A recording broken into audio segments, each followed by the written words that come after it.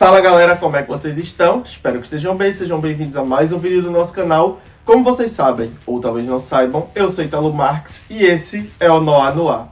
E hoje eu venho falar sobre a segunda temporada de uma série que foi bastante aguardada, que nós acompanhamos semanalmente a cada episódio que foi liberado, aproveitando a jornada, curtindo todo o desenvolvimento desse novo ano da série, como a gente costumava fazer antigamente, acompanhando as séries semanalmente, com aquele gosto de nostalgia que também foi trazido de outra maneira quando a temporada terminou. É claro que eu estou falando de Percy Jackson e os Olimpianos. Então, se você quer saber o que eu achei sobre a segunda temporada dessa série, é só aguardar aí para depois da vinheta.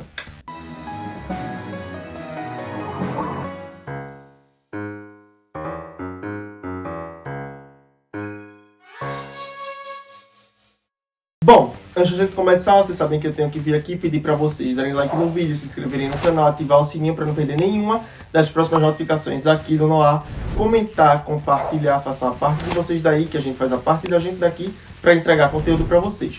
Não vai custar nada para vocês, vai ajudar bastante a gente e desde já a gente agradece demais. Jabá feito, bora pro tema!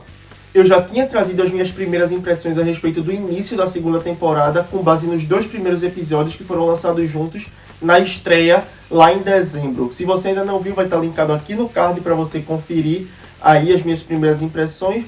E agora eu vou falar sobre os episódios que vieram depois disso. E bom, a minha primeira impressão a respeito da série foi positiva, mas eu ainda estava achando ela muito semelhante à proposta da primeira temporada.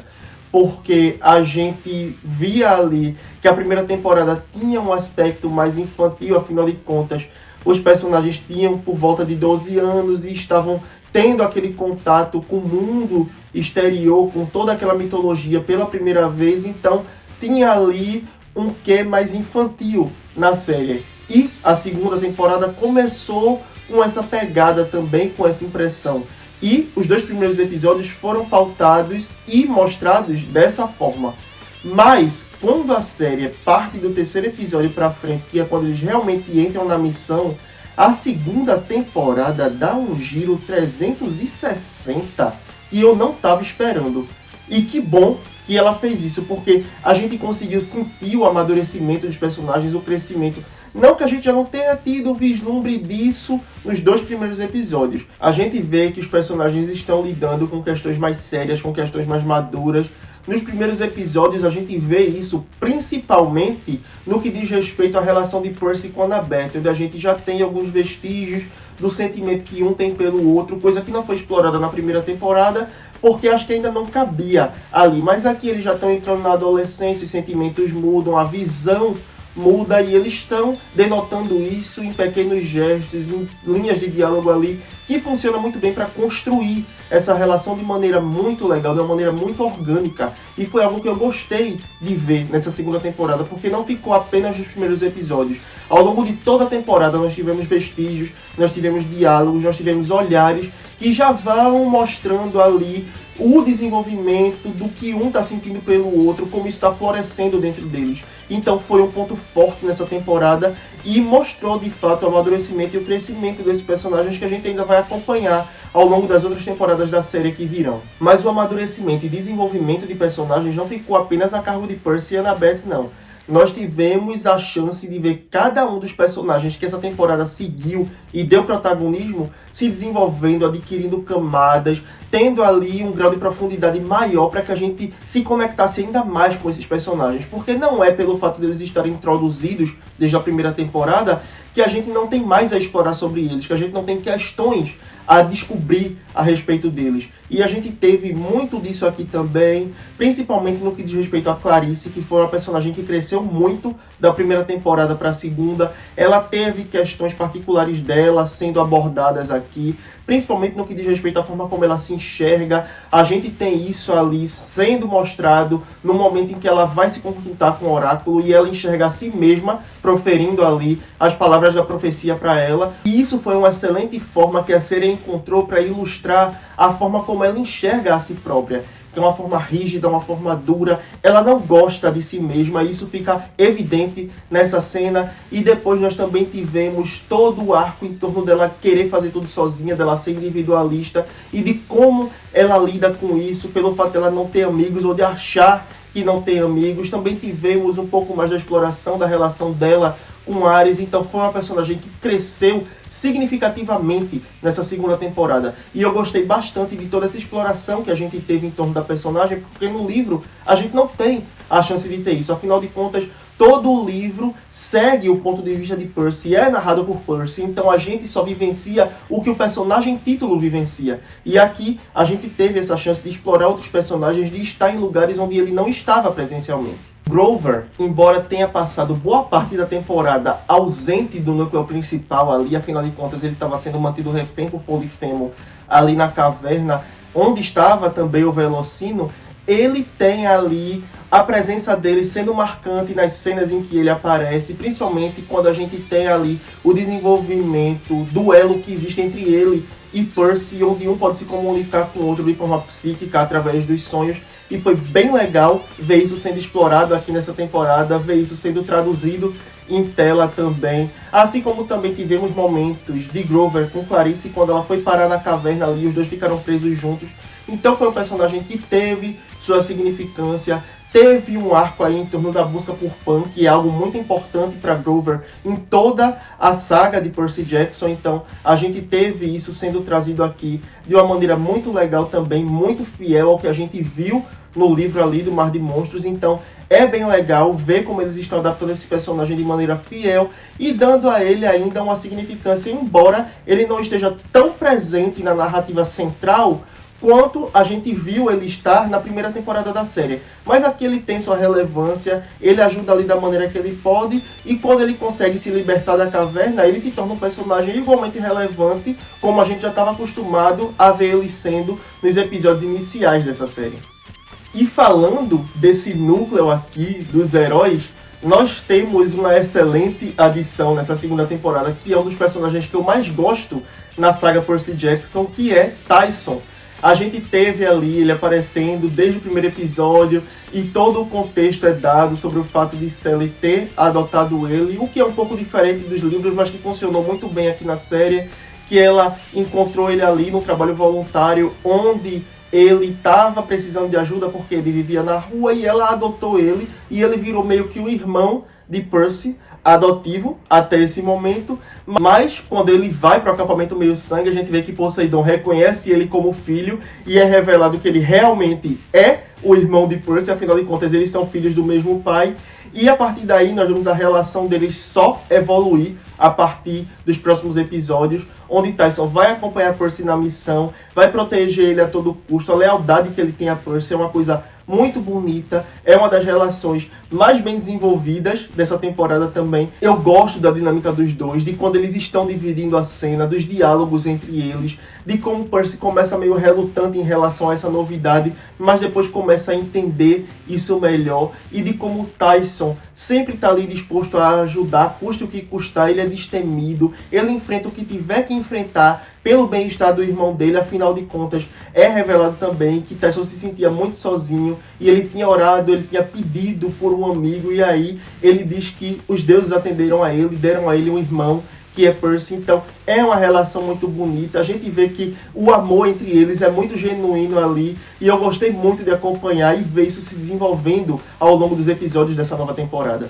Por aí já dá para perceber que esses novos episódios se focaram bastante nas relações interpessoais dos personagens, e isso é um ponto muito positivo. Assim como também nós tivemos tudo o que diz respeito à missão sendo muito bem desenvolvido aqui, porque ao longo de todos os episódios nós acompanhamos os personagens engajados nesse objetivo de pegar o Velocino de Ouro para curar a Árvore de Itália e salvar o acampamento, e essa missão adota proporções muito maiores do que a missão da primeira temporada. Afinal de contas, nós temos mais personagens envolvidos, temos mais de um grupo ali com o mesmo objetivo, o que gera confrontos, o que gera momentos muito grandiosos ao longo dos episódios. Nós tivemos todo esse arco dentro do oceano ali no Mar de Monstros, embarcações, navios, monstros marinhos, O episódio que apresenta o confronto contra Scylla e Caríbides é um dos melhores da segunda temporada, na minha opinião, principalmente porque ele trabalha questões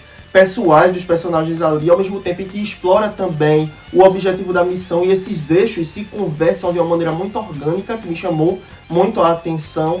E é nesse episódio também que a gente começa a vislumbrar os flashbacks de quando Annabeth, Luke, Talia e Grover se uniram, e aí todo aquele momento da ida para o acampamento que resultou na transformação de Talia, naquela árvore que protege o acampamento. Então a gente tem isso sendo trazido nesse episódio também, e faz dele um dos melhores episódios da temporada para mim, porque ele é muito rico de enredo e tudo que acontece nele é muito grandioso, as batalhas, as conversas, tudo é muito bem feito aqui, cada personagem tem seu momento de aparecer e de brilhar. Então é um dos melhores episódios da série, com toda certeza, até agora. E o episódio seguinte é o episódio da Ilha de Circe, que também é um episódio muito bom, principalmente no que diz respeito ao desenvolvimento da relação de Percy com Annabeth e do desenvolvimento individual de cada um, porque nesse episódio a gente tem toda a exploração a respeito do defeito mortal deles. No caso de Annabeth é o orgulho, no caso de Percy é o egoísmo, de certa forma, porque ele se mostra disposto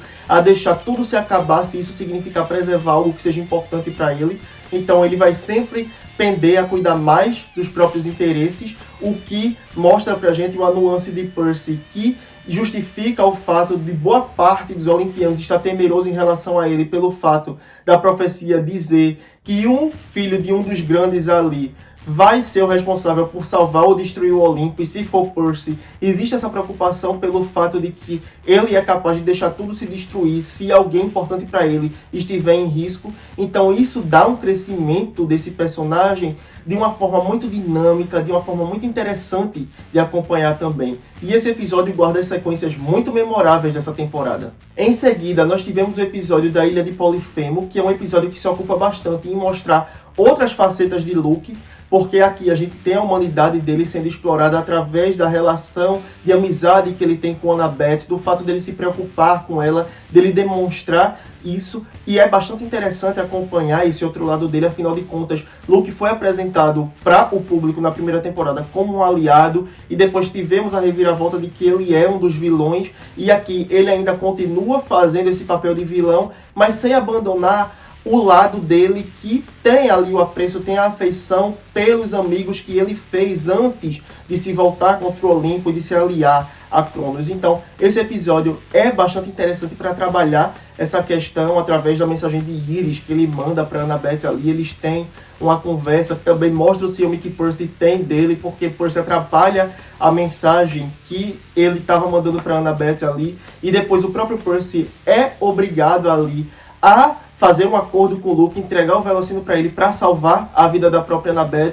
E Luke poderia ter simplesmente não cumprido o acordo, mas a gente vê que ele ainda se importa com ela, então ele cura ela com o Velocino ali, depois do confronto que ela teve com o Polifemo. Então é um episódio que se ocupa em mostrar certa humanidade por trás do personagem que a gente conhece, que a gente enxerga como sendo o vilão. O que é muito bom de acompanhar também, porque assim como o próprio Percy tem nuances de um vilão, Luke também tem nuances de um herói. E isso dá uma complexidade na construção dos personagens que é muito interessante de ver. A gente tem cada um tendo ali seus objetivos, tendo suas missões, mas tendo também atitudes que se confrontam com o papel que eles estão ocupando ali, para mostrar que ninguém é tão mal que não possa ter atitudes boas, e ninguém é tão bom que também não possa ter atitudes más. O que mostra ali que todo mundo está em tom de cinza, que não existe preto no branco, que ninguém é perfeito. E eu amo quando os personagens são construídos dessa forma. E a temporada ganhou ainda mais pontos comigo quando resolveu explorar esse lado desses personagens. No episódio seguinte, nós tivemos boa parte do desenvolvimento se dando no Princesa Andrômeda, que é o navio de Luke, onde Percy e Clarice foram resgatar Annabeth. Afinal de contas, quando Luke curou Annabeth com o Velocino, ele levou ela para o navio. Então a gente tem o plano de invasão ali para pegar o Velocino de volta e para salvar Annabeth, cada um com a prioridade. Percy quer salvar Annabeth porque ela é a prioridade dele, afinal de contas é alguém importante para ele que está em risco, então ele está pouco se lixando para o Velocino. Mas Clarice quer pegar o Velocino para provar que ela conseguiu cumprir a missão, para mostrar o sucesso dela e salvar o acampamento. Então, Clarice está no navio com esse objetivo, a gente vê ele se dividindo ali, tem o confronto, tem a aparição de Blackjack, que também foi algo que eu amei, embora ele não fale na série, que era algo que eu queria ver, eu queria pelo menos a legenda do que ele estava relinchando, mas a gente não teve isso. Mas enfim, não se pode ganhar todas. E esse episódio também trouxe uma coisa que me incomodou bastante, que é um diálogo entre Annabeth e Luke, onde Annabeth fala para Luke que ela acha que o Velocino pode trazer Talia de volta quando eles colocarem ele ali na árvore para salvar o acampamento. E isso é o grande plot twist da temporada. O livro termina com isso acontecendo. E a gente teve isso sendo antecipado no penúltimo episódio da série, no diálogo entre eles. Então, eu sinto que isso quebrou um pouco a surpresa que deveria ter sido preservada para o final da temporada. Mas a gente também consegue aí entender que eles estavam tentando dinamizar mais ali o episódio, colocar mais uma interação entre Luke e Annabeth e trazer mais sobre a humanidade de Luke também, afinal de contas ele também era bem apegado a Talia, eles eram muito amigos. E aí, logo em seguida nós temos Clarice levando o Velocino para o acampamento Meio Sangue, Cronos mandando Luke atacar as fronteiras do acampamento, dizimar o acampamento Meio Sangue e matar Percy. Então, tudo se encaminha aí para o final da temporada. No último episódio, temos o confronto ali, enfim, das tropas de Luke, das tropas de Cronos, contra o pessoal do acampamento que está ali para proteger aquele lugar que é o lar de tantos semideuses. Então, chegamos ao último episódio ali com um ritmo frenético. As tropas de Luke chegam para atacar a barreira. Os Lestrigões já enfraqueceram bastante.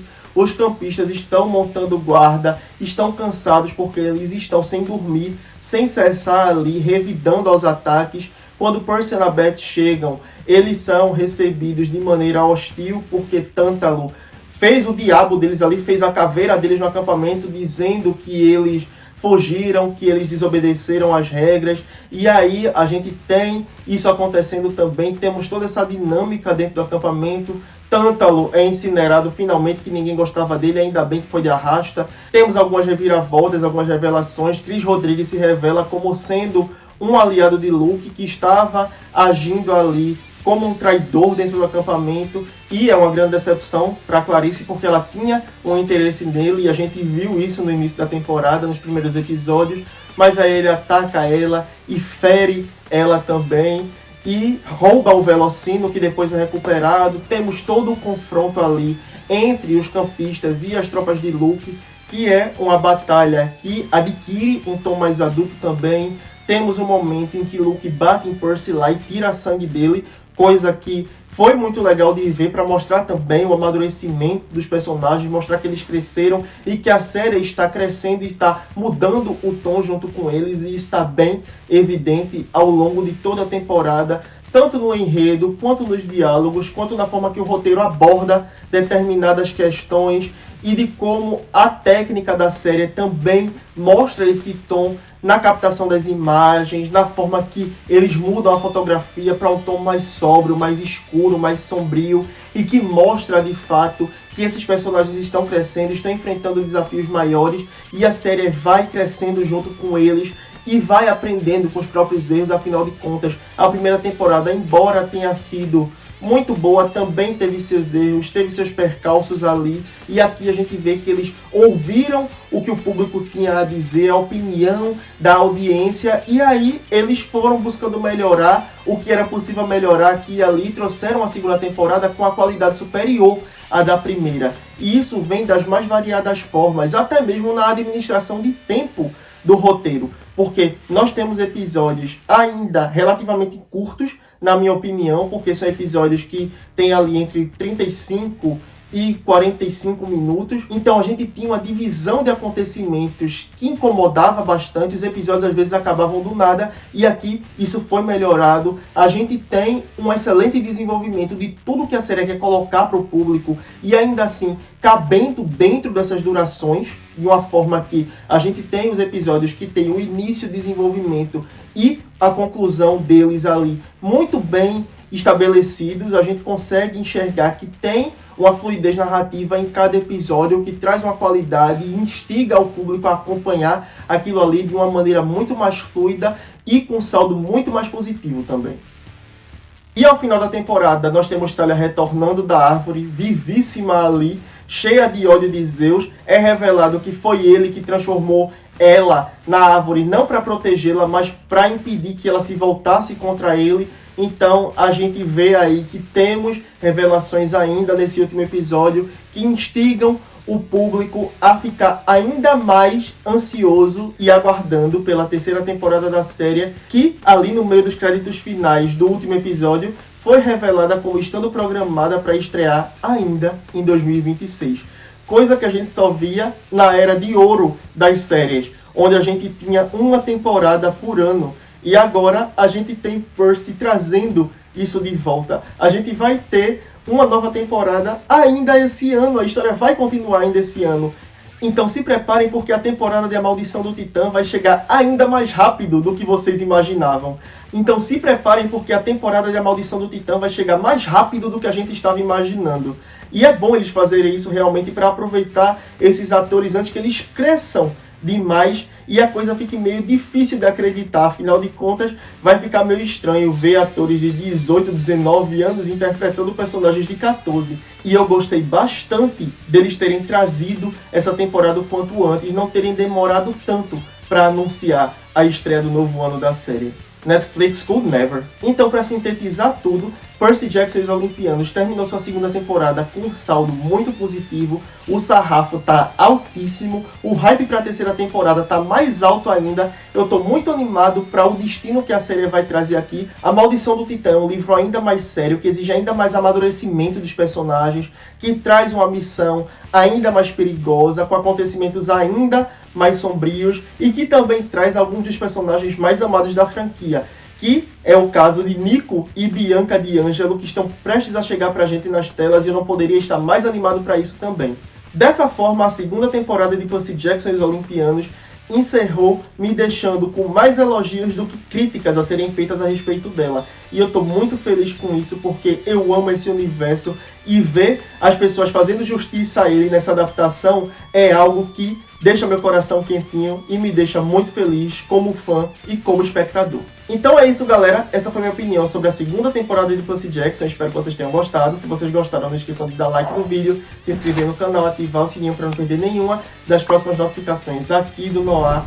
Manda uma mensagem de íris, compartilha, manda esse vídeo aí pra galera que curte os temas que a gente traz aqui, os debates que a gente levanta, mas que ainda não sabe que a gente existe. Não pera pra pessoa se inscrever não, deixa ela vir, ter a própria experiência e aí ela decide se inscreve ou não. Não vai custar nada pra vocês, vai ajudar bastante a gente, desde já a gente agradece demais. Se você é novato, vai ter mais vídeos linkados aqui no card para você conhecer mais sobre o nosso trabalho aqui no Noah. Se você é veterano, te agradeço por ter visto esse vídeo até aqui. Eu aguardo todos vocês na próxima, sendo novatos ou veteranos. E até lá, tchau!